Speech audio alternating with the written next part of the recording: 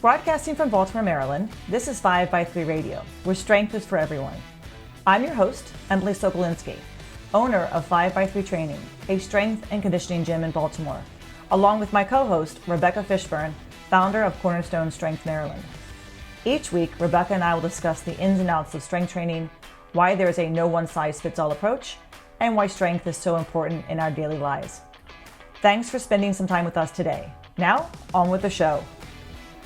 Hi, everybody, and we are back. Rebecca and I know it's been a couple weeks. We did our first podcast of the new year, and then it kind of fell off the wagon. I can't even keep track because everything has changed because now I'm in an office 2 days a week trying to cram everything else. So Rebecca, so we have had college kids, we've had a hard time getting together. Crazy. Yeah, it's like 2020 was so easy because it was like, we got nothing else to do. We're home, we're talking. Then 2021 rolled around, 2022, and now 2023, and it's a little bit harder to get together to do our podcast. But we are here today, and we actually got a question from one of my members. She was thinking about community and why she likes the gym so much and what it means to her, because there's literally a gym, probably multiple gyms, right around the corner from her, from where she lives. She chooses to come down to us about 20 minutes away, and 20 minutes away, but she drives to us because of the community and also the work that she does with us. She came specifically for the barbell training, but she also embraced just the whole vibe of the gym. Right. So we thought we would talk about gym communities and those who have a community, those who want to be part of the community, and maybe those who don't quite need to figure out somehow to immerse themselves if they're training by themselves. Like, how do you build your own sense of community? But why is a gym community important for people? Yeah. Well, but like you're talking about, like your member who was asking about that, like, I don't think that's uncommon at your gym or a gym like yours. I hear that, like some of my online clients that will drive, like you're describing, past like 3 or 4 other gyms to get to a gym. Sometimes it's just the equipment, right? Sometimes it's like, I have a client who drives past a bunch of, 24-hour Snap Fitness, whatever, to get to Tyson's Playground because they've got tons of squat racks. And when I was before I got my rack in the basement and all of that stuff, like I would drive 3 times a week, half an hour each way up to Baltimore. And you've got like Martha who does that from Annapolis. Right. So it's not uncommon. And so some of the reason that you do that is equipment and, turf area for conditioning and, plenty of space. But a lot of it has to do with community. Like people get what you're doing. And, if you're doing the, low bar squat, the toe novice linear progression, starting out like that, you don't have people coming up to you saying, "Oh, you're going to break your back squatting like that." Like you don't get the naysayers and the people. What are you doing sitting around so long in between sets? You're never going to get fit that way. And I think that's like any of these comments that you get all the time when you go vacation gyms. And it's driving you crazy. I think that, we've talked about, I'm sure we've mentioned community before in another podcast, but obviously one of the great things about CrossFit, right, and CrossFit gyms is their sense of community. That because you're doing classes, you're with other people who are there for the same reason you are, and they that's kind of like their customer service, like the fact that there's a community here and we're all here for each other, we're all here together, and lots of high-fiving and cheering, and that's kind of like that's CrossFit. Some people like that. They like that environment. It appeals to them because there's a sense of group, of community, right? You've got your group fitness classes at a commercial gym. Same thing. You got the same people all the time. Why? There's a community there. So, and I think you definitely progress better, and you train better when you're around other people, like-minded people, right? And it's important for people to have that time, especially now when we were kind of, locked up for how many months or weeks, about 3 years ago. people wanted to get out and see other people. There is a sense of wanting to be around people, and for some people, the gym can be a very intimidating place.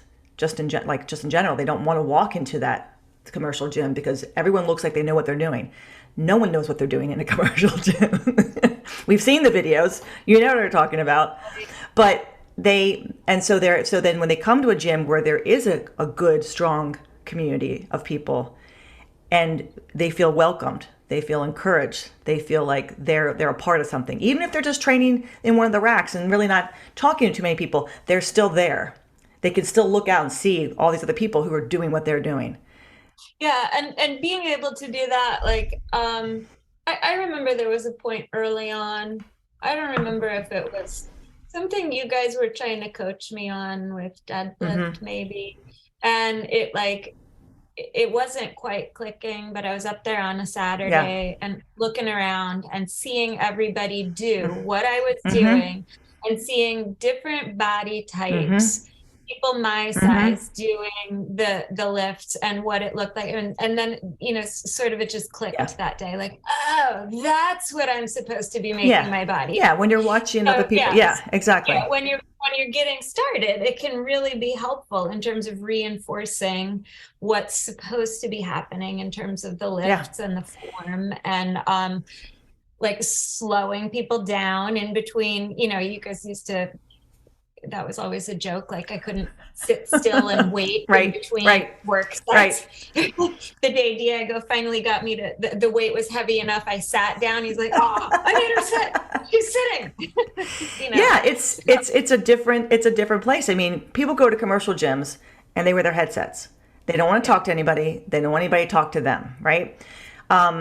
With us, I mean, obviously the whole point of you coming is you're being coached, right? You're getting instruction, you're getting coaching, and you're also meeting other lifters who are like-minded with you, getting the same instruction. So if you got your earbuds in and you're lifting to music and you're at my gym, that's the purpose of you being there. And I will tell you, you need to take those off when you're actually like doing your work set weight so I can coach you. That's why you're here, right? I mean, I don't mind when some people, they'll put their earbuds in, but definitely it's a very, very, very small percentage of people, right? Sometimes it's just trying to hype themselves up for for a lift. And if my music's not doing it for them, which I understand. I play a lot of 70s. But there is that, when people are around other people, they tend to they come out of their shell a little bit more, right? They start to embrace kind of being with people, even if they're introverts, right? Many introverts come to my gym, and it's surprising because I think they come because they have the individual racks and they can get at their place and do their thing. Well, but they still talk. A lot of people that are like particular or like have a little streak of OCD or whatever. Kind of introverted, like this is appealing lifting. Yes, exactly. And I think that's what appealing way to go about it. Whether you call it a gym community or whatever you want to describe it, or why you're there, people like that sense of camaraderie. We have a new member. She's actually a drop-in. She lives in Pasadena. Pasadena's what? How far is that? 25 minute drive? Well, that's near me. Yeah. Okay. So that's probably 25. So minutes. She's she was referred to us by another a friend of the gym, and came up and did 2 sessions with me. She moves great, and she does her own workouts at home. She's got a whole program. She's got the equipment at home, but she wanted to be a part of a gym. She was tired of lifting at home by herself. And even her husband said, why are you driving all the way up to Baltimore? She goes, because it's a gym and they're like-minded people who are doing what I want to do. And also I want to learn some traditional, get on a traditional strength training program, because right now she's doing more like WOD stuff, right? With deadlifting and squatting in there, but she wanted something very basic. And she's looking to train for the Charm City Strong Woman contest. So she drives up 25, 30 minutes to come to a community, to come to a place where she's going to get instruction, she's going to get coaching, and she's going to be in a room with people who are doing just what she's doing. So she doesn't feel alone. She can still be in her own space, but there are other people around her. And you were mentioning before the podcast. You can be in your own head, but together with other people. And you mentioned in your podcast, before we started recording, that one of your New Year's resolutions was to be around more people. Be more Be more social. social. Yeah. I mean, it's like I'm introverted in general anyway.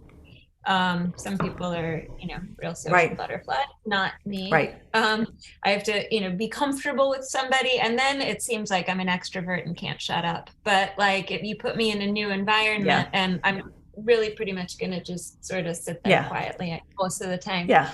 But it's just like I think, that sort of connection and interacting with other people. The reason I was sort of identifying that as an area for improvement for me for a New Year's resolution was just because I think that's good for your mental Yes. health. Yes. Like a lot of stuff I've been reading recently gets at that idea, how interacting with others, socializing, having conversation, good for your brain, good for your mental health, good for memory exercise, Yes. like all these sorts of Yes. things that I think are just important parts of being a good human.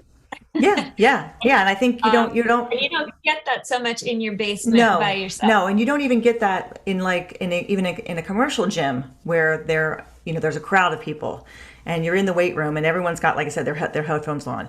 People gravitate towards, I think, the classes, like the fitness classes, because now they're around people. Now you're talking to your neighbor next to you before class starts. You might be talking a little bit during class. You're going to talk after class. People meet each other that way. I know when I lived in New York, I was at the Y. I belonged to the Y, and there's this great funk aerobics class that I used to take. And I fell in love with the teacher because I wasn't dancing. It was my year after college, and it took some time off from dancing. But this was kind of such a fun aerobics class, but because it combined like hip hop, right? She choreographed. She was a great choreographer. So it wasn't just like, aerobics exercises. It was a whole dance that we would do like in parts. And I started to know the people because they were coming at the same time I was coming. So you got there and you saw people you knew, and you struck up conversations and you had a good time, and I'll see you next week. And even if you didn't see those people the rest of the time, you knew you were going to see them on Tuesday nights. Yeah. And there's something that you've got a common thing to talk about. Then, yeah, you look forward to seeing these people. You look forward to the class. It makes you, it makes you get out the door. It makes you get outside yourself. And I'm not really an extrovert. I'm kind of, I guess, an in-between introvert, extrovert. I can talk to people. It's exhausting for me, but I can do it, right?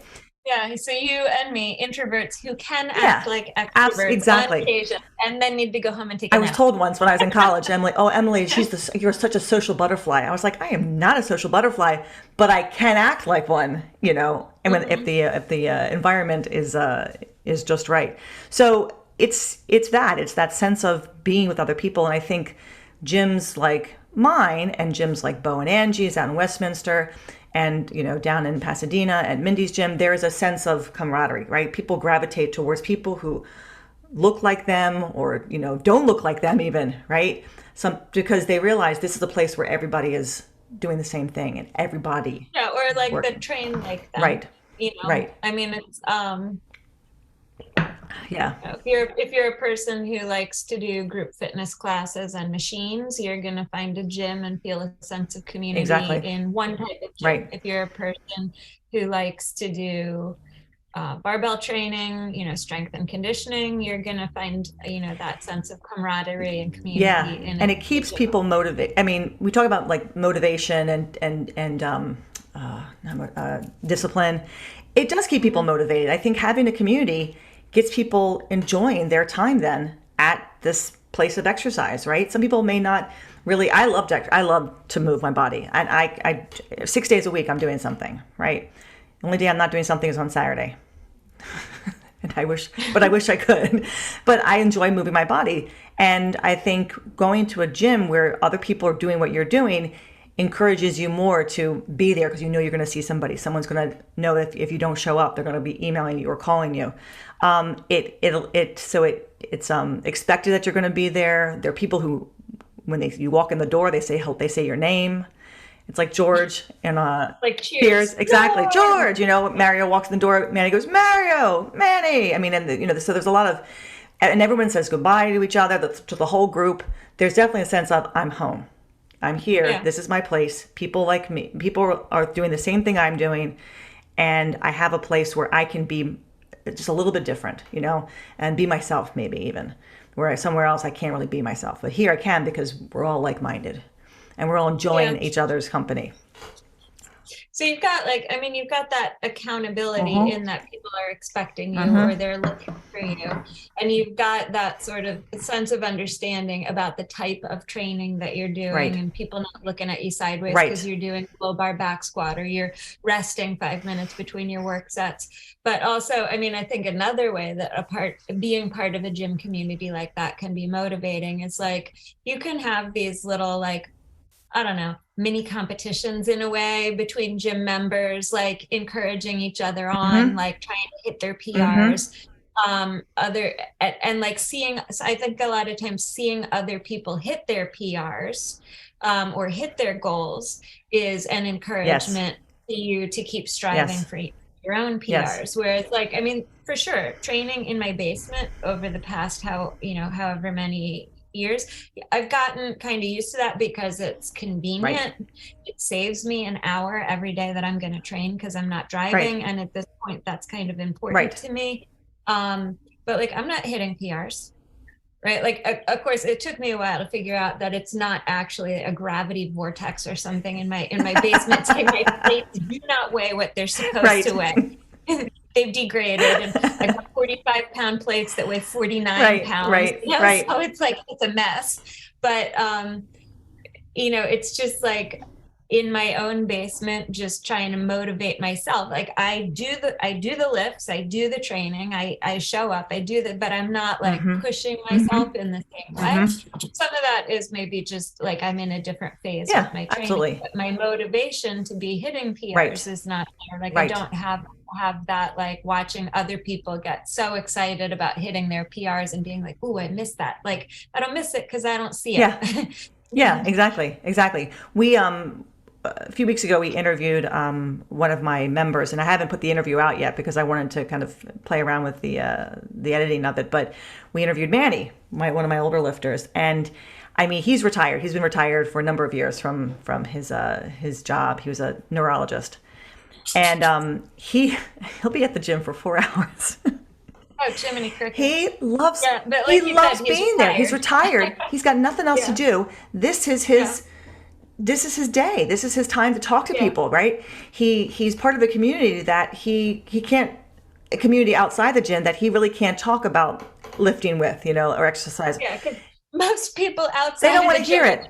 But here in the gym, he can rattle off about this person deadlifted this, and I read an article about this, and he's talking to my mom and to Jack today, and this guy deadlifts this much weight, and they're looking at it this is great. Why are you telling us this? I mean, it's because he's excited about it. So he loves the environment. This is it's important. And when they first started in 2020, they were definitely concerned about COVID, he and his wife, because there were no vaccines yet, no boosters yet.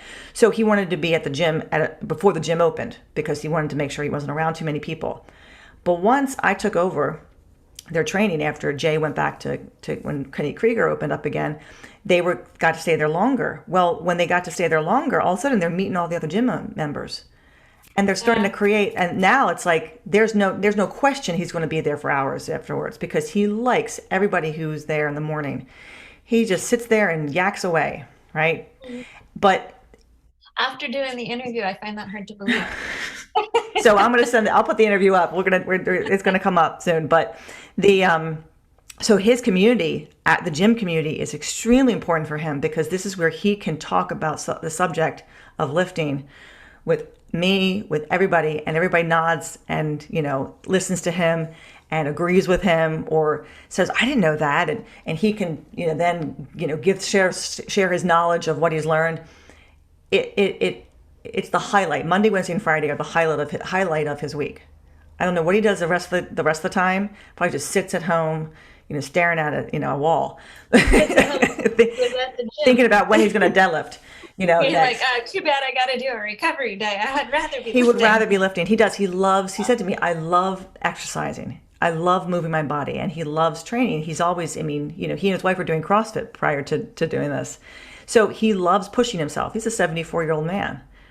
And he's going to keep doing this for forever. But it's the community that really gives him that that push, right? Which he wasn't even, hadn't experienced for like almost 6 months until I took over their training. And then, they could stay longer. And man, staying, it's like, please make me leave. No, please. He doesn't leave. He'll leave at 12:30 when I close it, up. And he's been there since 8:30. So, but yeah. He doesn't, this is his world. This is really a huge part of his world. Well, but yeah, it's like his social hour. It's a social hour. Exactly. Yeah. Exactly. And for many people, it is their social hour, but it's with other people who. Oh, I said like outlet because clearly it's not an hour. Oh, no.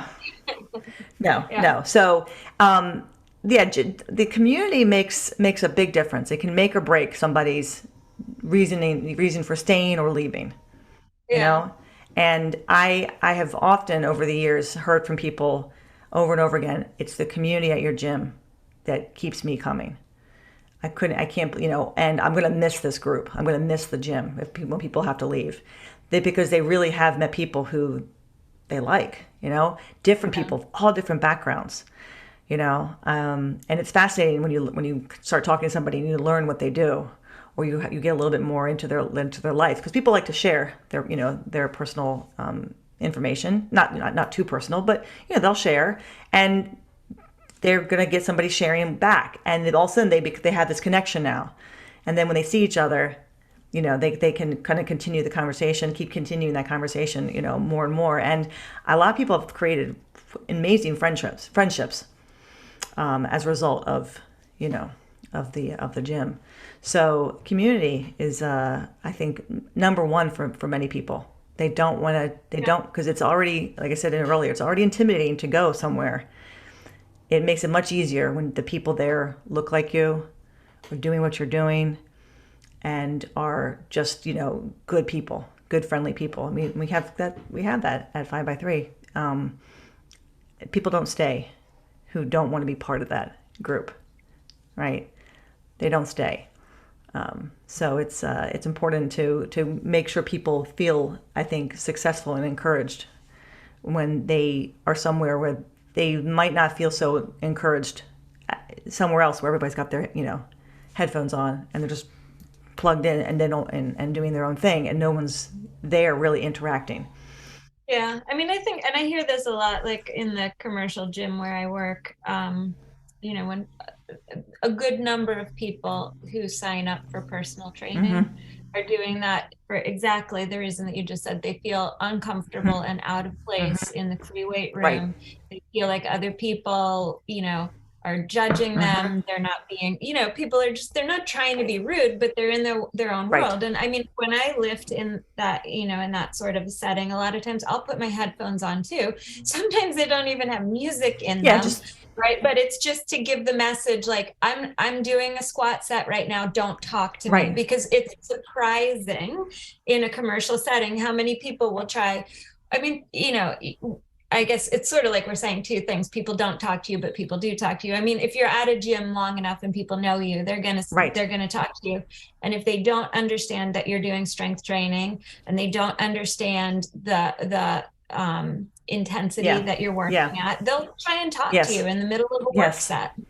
And, I've had that, lost presses multiple times in that setting because, it's mirrors and people walking up behind me in the mirror and waving and saying hello and, just all sorts of weird stuff. And the idea that you're in the middle of literally lifting, why would someone think that would be okay to start to talk to you while you're... But that's where you get into a situation where it's like they don't understand that type of training, right? So if they're on a machine, they can, pump out however many 12, 15 reps of whatever they're doing on, a machine or cables or whatever, and still be talking to the person on the machine next to them. It's not the same thing. No. And I think, our new people who come to the gym do learn kind of community etiquette, right? Gym etiquette, like putting your plates away. Everyone puts their plates away at my gym. Everybody or buys donuts. Or buys donuts if they don't. But they also don't walk in front of people if they're, I mean, sometimes sometimes you have to, it's okay to walk, past somebody, but no one's talking to somebody. If I'm coaching someone, people do not walk in front of me. I was coaching someone today, and one of my members saw me. Like between you and the lifter that you're coaching. Yeah. They stopped. They didn't move. I finished watching somebody. They finished. I moved. They moved. And I appreciate that. There's a sense of, I'm going to stay out of the way of this person because they're in this moment. They're training. They're doing it. Well, and also just like coaching, but like I have a lot of clients at this point who are online clients, and I've seen this in their videos. Like I've got one client who's been lifting a lot of times early morning at his work gym. Like they have a squat rack at his work gym. That's nice, right? And he'll get the camera set up, and like, if somebody was videoing their lift at 5x3, people would get it. They would know what was going on, right? Like I can't even tell you. I've gotten bunches of videos from online clients where people are walking in front of the camera. This one guy sent a video one time. He's like, basically like, oh my God, these knuckleheads, right? Like same thing we're just talking about. Like they start, chatting him up and, giving him a hard time. And what are you doing? And he's in the middle of heavy squat. So, yeah. I don't get that. I mean, and I remember a story that Susan told me when we were closed. I can't remember why. This a few years ago, before I had enough coaches to keep the gym running. I had to close when I went on vacation. Mm-hmm. So she went over to the Under Armour gym in downtown. And she had like a free week pass. Someone gave her. So there was nobody in the weight room at this time that she was there. So she's got herself up in the rack, and she gets under the bar, and she's literally under the bar in the rack. And someone walks over, puts a box down inside the rack, and starts doing chin-ups. Oh my Lord! And this was a trainer. Like inches away from her. Literally in the same power rack. Yeah. And she just stopped and she racked, and it was just like this look of she couldn't even believe someone would do that. It was, and she said the rest of the gym was empty. They were playing, but somehow she had to come over to that rack, and this was a trainer, not just some another client. So she wrote a complaint, and they try to like say, well, we'll give you a free month, and she's like, I'm never coming back here again.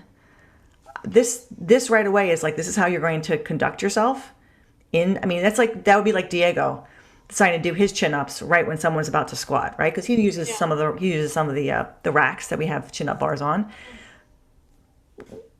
That would not even occur. It would not even occur to anybody just to start wait your turn and work. I don't even, the concept of just like someone's literally under the rack about to pick up a bar, and you put a box there and start doing chin-ups in front of them. I mean, you can't make this shit up, but that's what happened. And surprisingly that I was an actual trainer, but some people just don't have any common sense. So you have to find, the community is important. And even in a commercial setting, you might be able to find somewhat of a little community, but there's a different etiquette that's really not taught in gyms. And it should be like on the first day, like when you join as a member, even in a commercial gym, they go through gym etiquette with you, putting your plates away. Don't walk in front of somebody. Don't talk to somebody while they're lifting. You're saying this happens in commercial gyms, or should? I think it should happen, because I have an intern right now who's working with me on Tuesdays and Saturdays, and he came to us asking if we would have him as an intern. He's a trainer at a gym in Baltimore. He trains a number of personal, one-on-one clients, and he wants to delve more into starting strength, into this model, right? And use and learn better, learn how to coach better, learn how to coach the squat, the press, bench, and deadlift better. So I was joking with him. He sent me a text asking how many donuts do people usually bring, and so I was like, a dozen. So he brought donuts last Saturday just to bring, right? So I said to him, I was like, I thought when you asked me the donut question that you were doing that because you wanted to implement that same rule at your gym. And the minute I said that, the minute it came out of my mouth, he looked at me. We both started to laugh. I said, oh, I forgot. You coach at a commercial gym. He said, Emily, we would have donuts all the time, 24/7, because nobody puts their weights away. Yeah. Their mother puts their weights away, i.e., me and the other trainers. I said, I don't understand that. The first thing you do if you join a gym should be you were told to talk to about how to handle the equipment and what to do. And we do it without telling people, because when we're training people, they see us putting plates away. They see us taking plates off and putting them on the floor if we need them, but then we also put them away. And they also kind of will put things away. I'm like, oh, you put that away, but we need that. But there's a conscientious thing. They look and they see the gym, and the gym is clean. Weights are away. Bars are up on the rack. Bars are put away. Nothing's late. So they had this right away. It's like, oh, I got to put my stuff away because this is what is expected of me.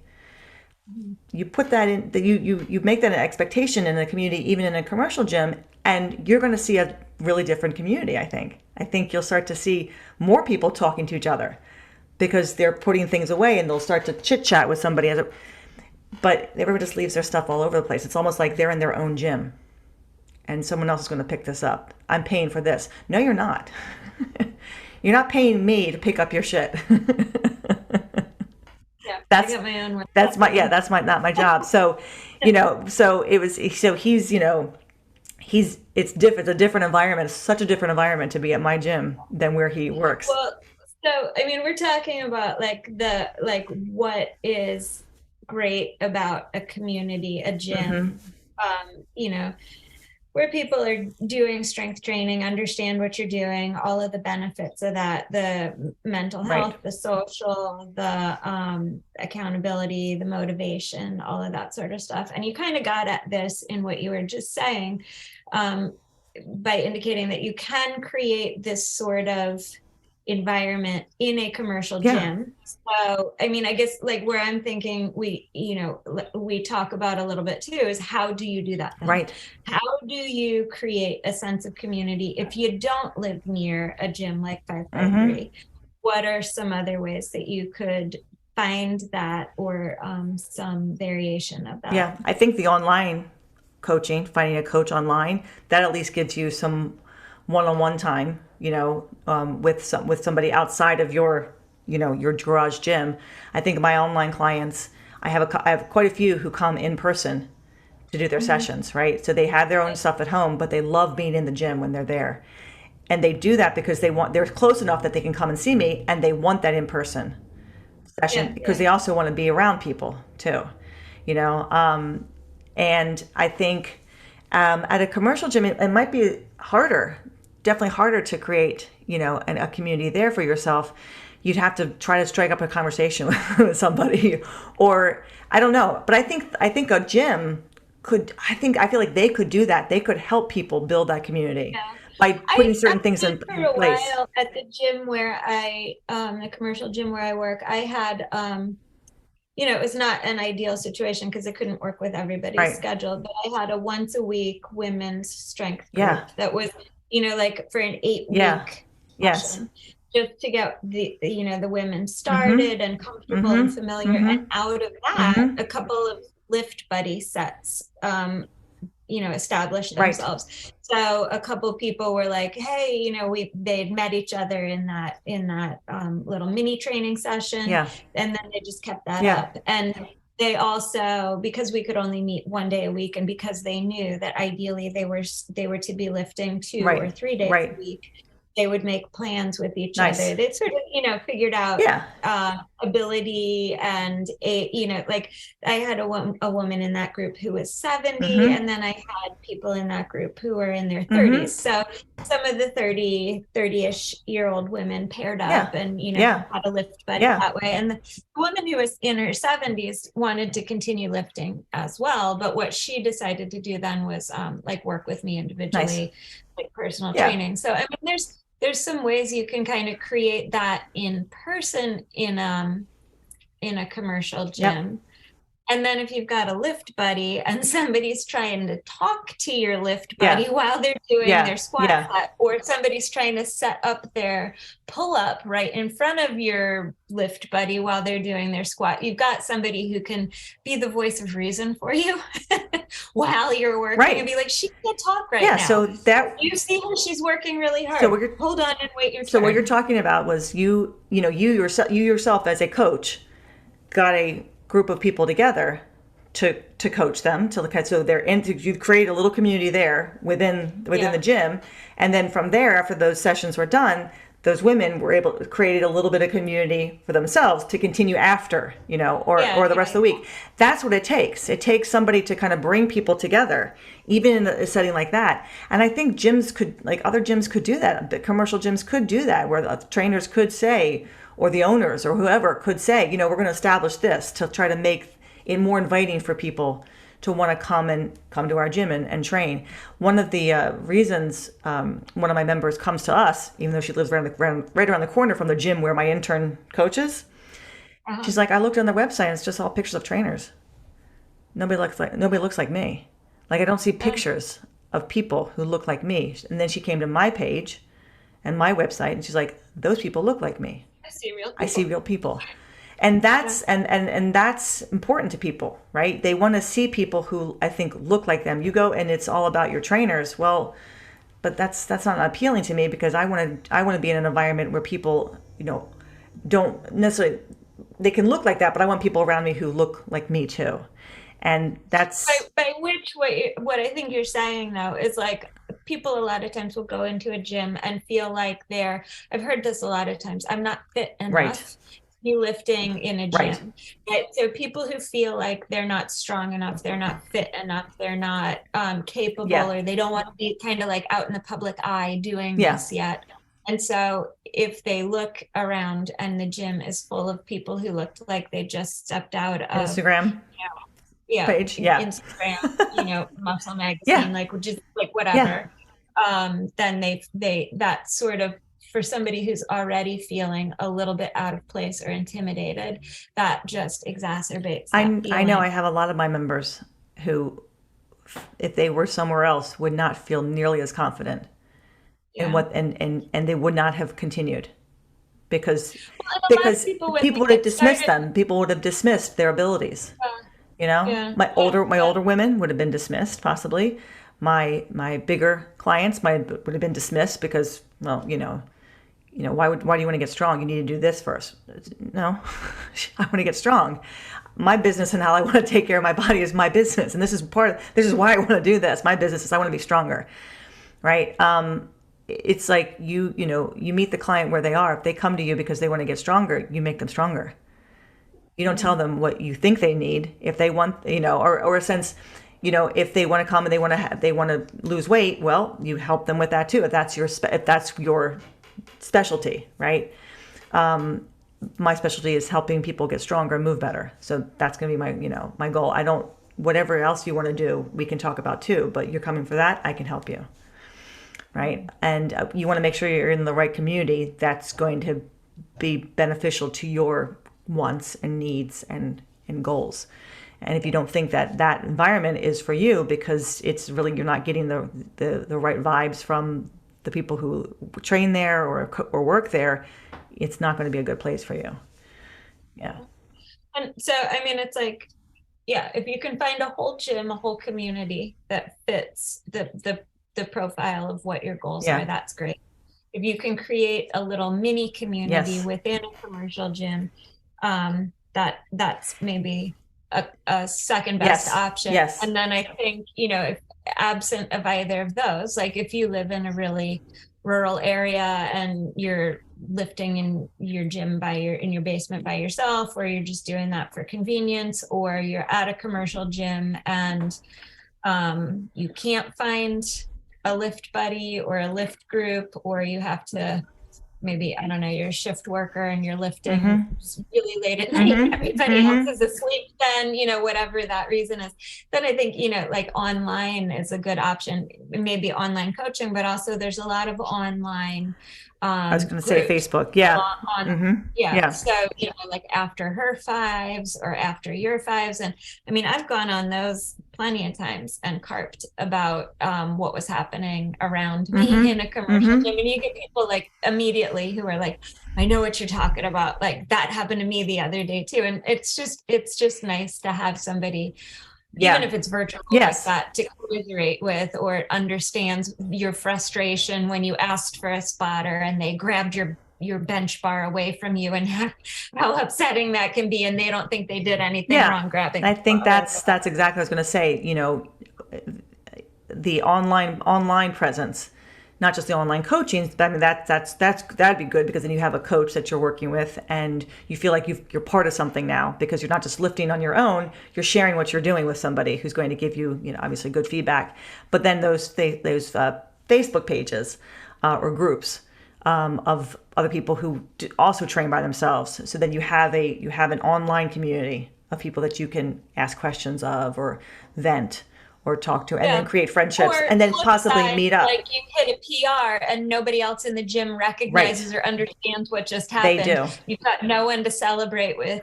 You stick it up on that Facebook page, and then people are like, "Woohoo, good for you!" Like, how important. Yeah, I mean, I share, like, on my Instagram page. I mean, I share a lot of, like, our, not just the lifting, but our puzzle making, all of our puzzling, that we do at the gym. I mean, all the puzzles on my stories. Oh my God, I put them all. We do puzzles. We've been doing puzzles for a year. Oh yeah, no, I missed. Yeah, we do puzzles. We have a puzzle table. Jigsaw puzzles. Jigsaw puzzles. We have a puzzle table. Like, you set your timer. You get your 3-minute rest. You go over and put some pieces in the jigsaw puzzle. I just boxed up 2 boxes, a huge box of puzzles. We went through in 1 year. This I said the boxes symbolize a year of puzzling. We just finished everybody just finished a puzzle that took us about a month and a half to do. This 1,000-piece Milky Way, the Milky Way. It was horrible.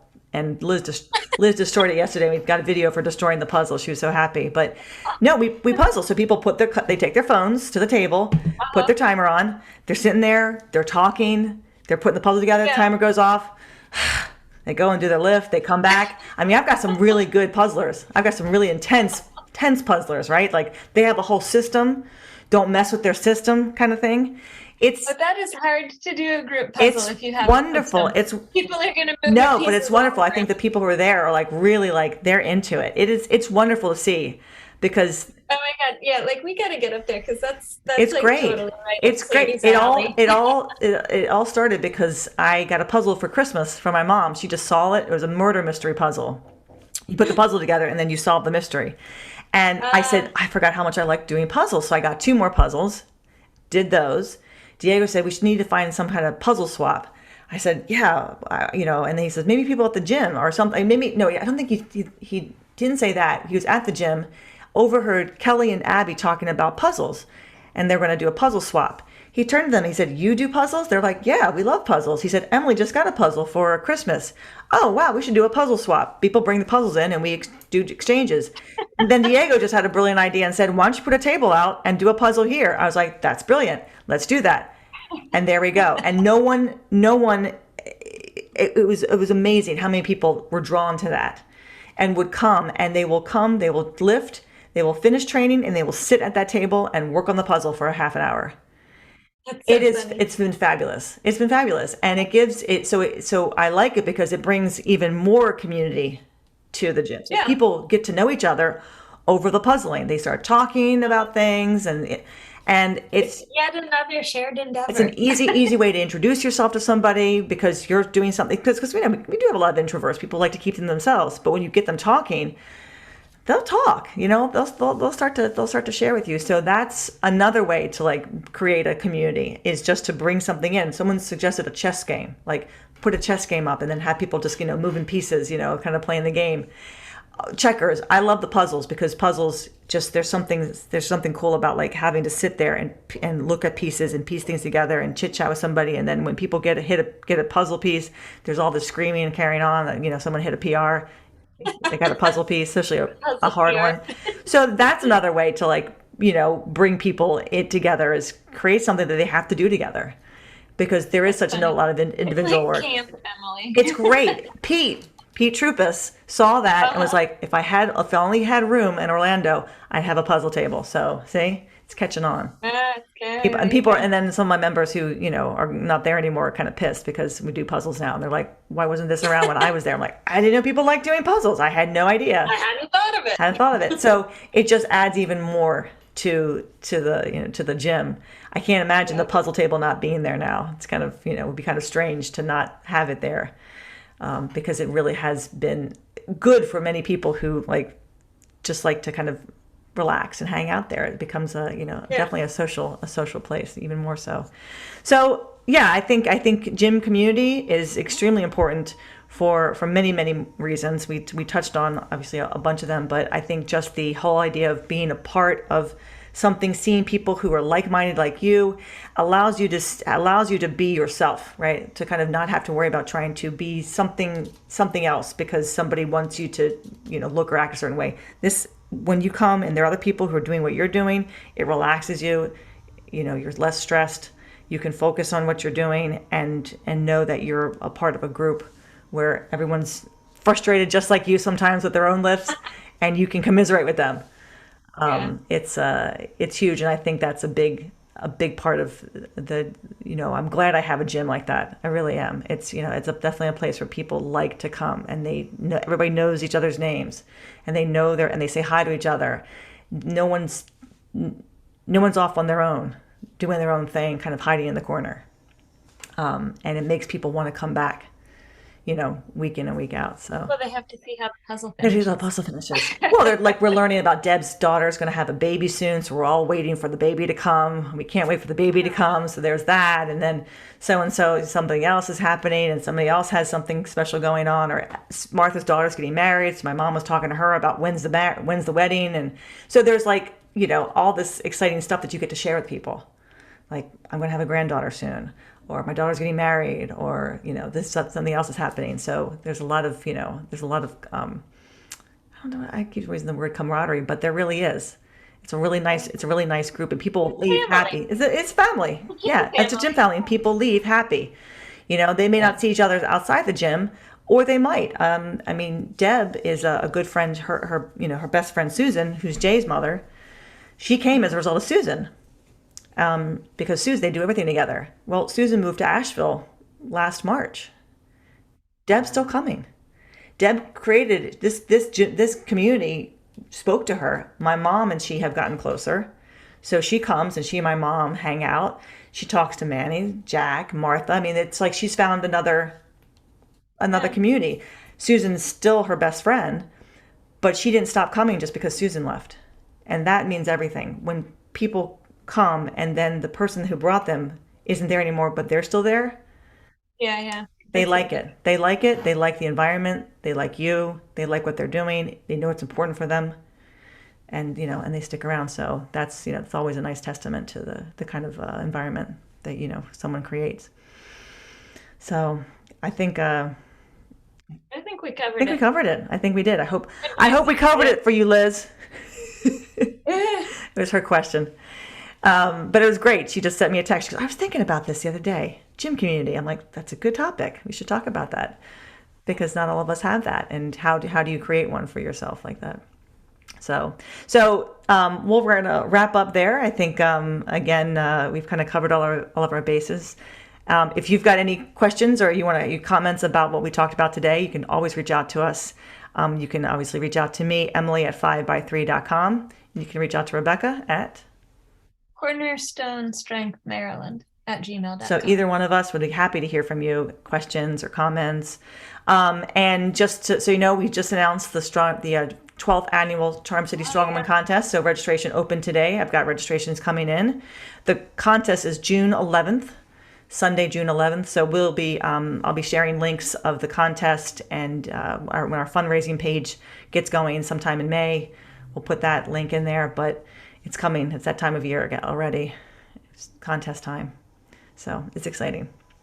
Because we moved it to the spring. So exactly. We moved it from September to June, which I kind of like, because I like. You used to always do it the exact same week as the county fair. Yes. Which was frustrating because that just didn't work for me. But also it was always kind of cool, the parallels between, what happens on the farm and maybe where a lot of the strong woman stuff originates. We've got a nice classic strong woman contest this year. We're doing a truck pull, log for max reps, max weight axle deadlift, stone over bar, and then some terrible carry medley that we haven't figured out yet. So we should be a nice classic strong woman contest, and our 12th, which means we've been open a long time too. If we're into our 12th contest.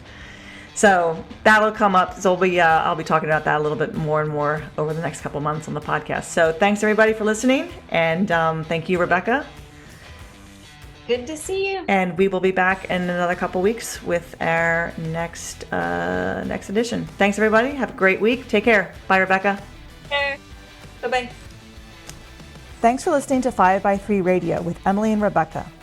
If you like our show and want to know more about 5x3 training, please visit us at www.5, that's F-I-V-E, the letter X, the number 3.com. You can also find us on Facebook and Instagram. To learn more about Rebecca, please visit her website, cornerstonestrengthmaryland.com.